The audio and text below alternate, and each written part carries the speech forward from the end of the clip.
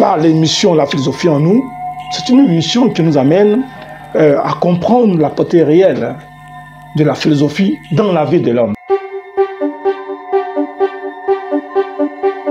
Cette émission, La philosophie en nous, n'est rien d'autre qu'une émission qui nous permettra d'aborder tous les sujets de société, d'actualité concernant l'homme et son environnement.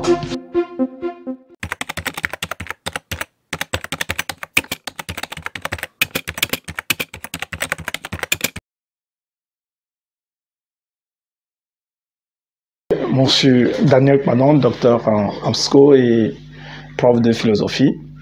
Et c'est une très bonne question d'ailleurs. Lorsque je dis la philosophie en nous, je vais être très simple. Lorsqu'on parle de la notion de la conscience est où? Où se trouve la conscience? C'est en nous ou la conscience? Lorsqu'on parle de l'inconscient est où? C'est en nous. Lorsqu'on parle de la perception est où? Elle est en nous. Lorsqu'on parle du langage, le langage est où? Le langage n'est pas hors de l'homme. N'est-ce pas? Et donc, lorsqu'on parle du sujet, le sujet, c'est nous. Le sujet, c'est nous-mêmes. En d'autres termes, toutes ces notions qui font l'objet de l'analyse philosophique ne sont rien d'autre que des notions qui sont en nous. En d'autres termes, la philosophie parle de l'homme, parle de nous. Et aussi des études sur l'environnement, sur la nature qui compose l'homme. Autrement dit, la philosophie est au centre même de l'étude de l'homme et de son existence.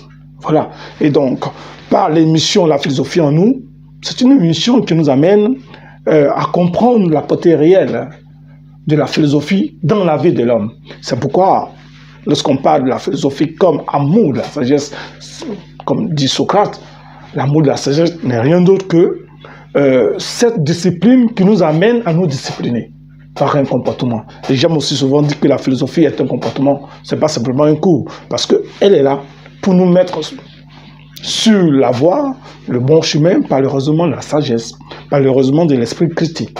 Voilà un peu l'esprit de la philosophie en nous. Et donc cette émission, par exemple, La philosophie en nous, n'est rien d'autre qu'une émission qui nous permettra d'aborder tous les sujets de société, d'actualité concernant l'homme et son environnement.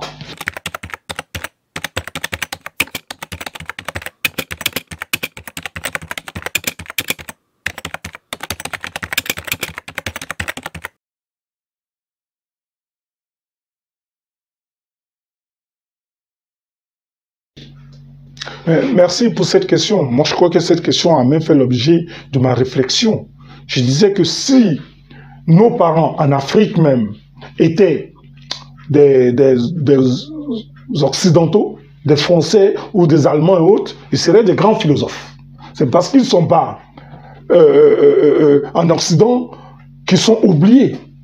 Et alors que ces parents dégageaient ces mêmes analyses que je retrouve dans les analyses de Platon, de Socrate, d'Aristote, sur l'homme, la raison, la conscience de l'homme. Alors, c'est pour dire aujourd'hui que l'homme sort de son état naturel. L'homme oublie son origine. L'homme oublie d'où il a été sorti, quelle est la nature qu'il a produit. Aujourd'hui, l'homme, de par la culture, se démarque de l'existence naturelle même de l'homme. Au point qu'on se dit que on tend vers la technicité. Effectivement, l'homme, dans sa naissance, comme disait Platon, l'homme n'est nu. Donc, l'homme, pour donner sens à sa vie, va inventer quelque chose en complément de l'homme. C'est pourquoi on dit que l'homme est un être inachevé. Et un être inachevé parce qu'il est incomplet. Alors, l'homme va inventer, par exemple, la technique pour combler son manque.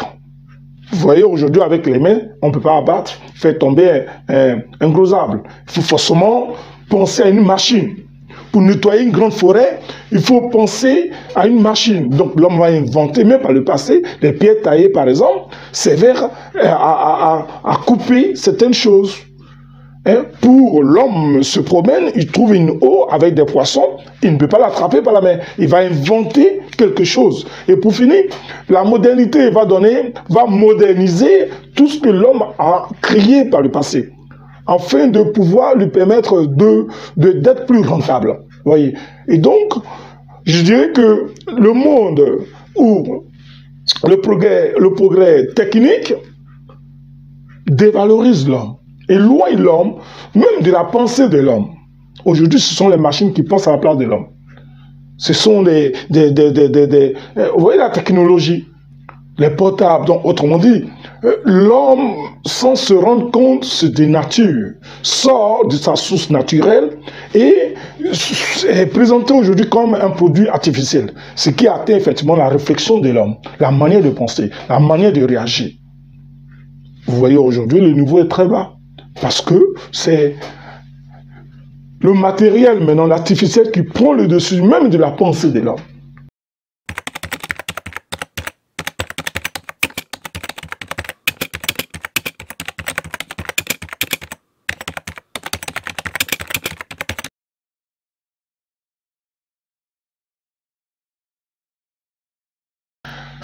Vous voyez, j'aime la pertinence de vos remarques, de vos questions, parce que vous abordez des sujets qu'aujourd'hui la société refuse de comprendre.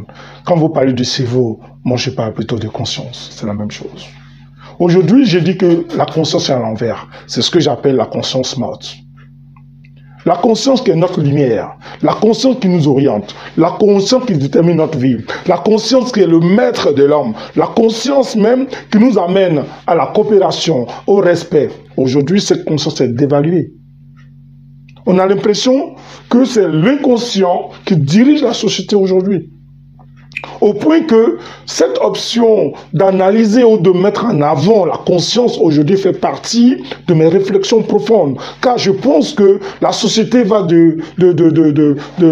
régresse en quelque sorte. On sort de la conscience aujourd'hui, on est dans l'inconscient. Or, il nous faut une société de conscience où l'homme ne pense plus, l'homme ne réfléchit plus, la raison n'a plus son sens. L'homme raisonne à l'envers. Même la communication qui est un outil d'échange, n'est-ce pas, devient aussi une communication agressive, violente, verbalement parlant. Et donc, comment amener l'homme à redéfinir sa pensée, sa manière de concevoir l'homme? On ne peut forcer quelqu'un d'agir ou de poser un acte si la personne ne veut. C'est d'abord une action subjectif, c'est-à-dire c'est personnel. Il faut d'abord choisir,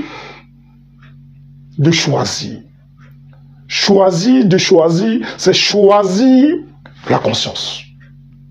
Donc c'est une action personnelle.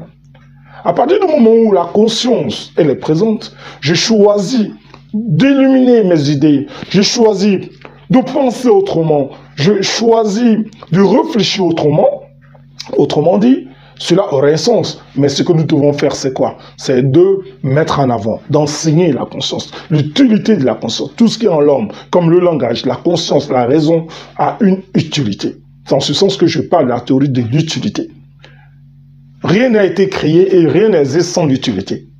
Donc s'il y a une conscience, c'est qu'il y a une utilité de la conscience. Et cette conscience, elle doit être dans toute action. C'est pourquoi, par l'éducation, par les sensibilisations, aujourd'hui, nous devons ramener l'homme à vivre consciemment dans la société et non inconsciemment dans la société. Donc c'est une action de sensibilisation qui passe aussi, par exemple, il faut s'intéresser à la philosophie. Il y a des gens qui disent la philo, non, c'est pas notre affaire, c'est trop compliqué, c'est la philosophie n'est rien d'autre qu'une étude de comportement, d'orientation. C'est pourquoi aujourd'hui on dit que la philosophie a sa place dans la société. Aujourd'hui, on la voit pas trop, mais elle est présente. Et elle doit être présente. Même aujourd'hui, l'éthique, l'hôpital, même associé aujourd'hui des philosophes, dans la réflexion, dans les grandes décisions concernant la vie de l'homme. Donc on met en avant l'éthique. Oui, donc la philosophie a toujours sa place. On ne peut pas forcer, mais on peut toujours présenter. Et on dit à l'homme, c'est toujours bon pour nous. Par l'émission La philosophie en nous, c'est une émission qui nous amène à comprendre la portée réelle de la philosophie dans la vie de l'homme. cette émission, la philosophie à nous, n'est rien d'autre qu'une émission qui nous permettra d'aborder tous les sujets de société, d'actualité concernant l'homme et son environnement.